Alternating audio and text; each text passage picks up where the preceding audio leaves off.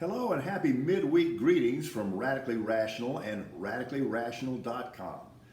Today's theme, lying liars and the lying lies they tell. We'll start with the number one liar on earth, currently moved up to the number one slot, Vladimir Putin. Yeah, he's lying, of course he is. His lips are moving.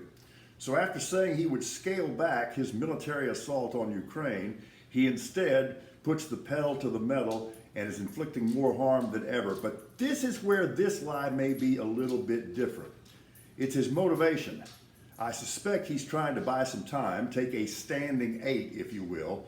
Of course, as always, he wants to promote terror and chaos in Ukraine. But this time, he may be doing it to try to get a negotiating advantage because for the first time, he is realizing that at some point, he's going to have to negotiate. Hunter Biden. This is not a trifling matter at all. There are some serious allegations against Hunter Biden, and there is some evidence to suggest that these allegations may have some validity. So I'm not for a moment suggesting that there not be an investigation. No, pursue this and let that investigation, if it's a valid one, if it's a nonpartisan one, if it's a legal one, let that investigation take us where it does. But Donald Trump, really? Less than 6 weeks since you call, and it's on the record, Vladimir Putin a genius and a peacekeeper, the next time you publicly reference Vladimir Putin, it is a request to do your personal political dirty work?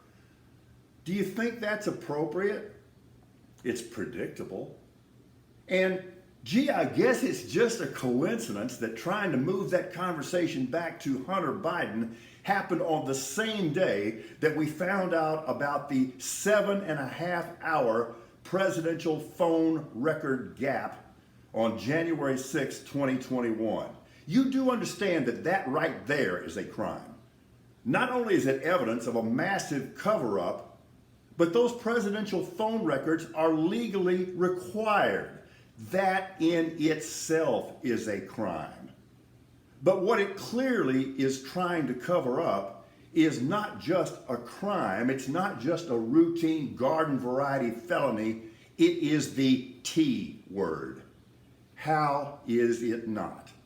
Don't just say, no, it's not. Tell me how it's not. Now, here's something I don't know for sure. The president, the modest individual, says that he recorded a hole-in-one on Saturday. I don't know if he did or he didn't. Like he's incapable of lying about that? But you know what? Let me cut him some slack.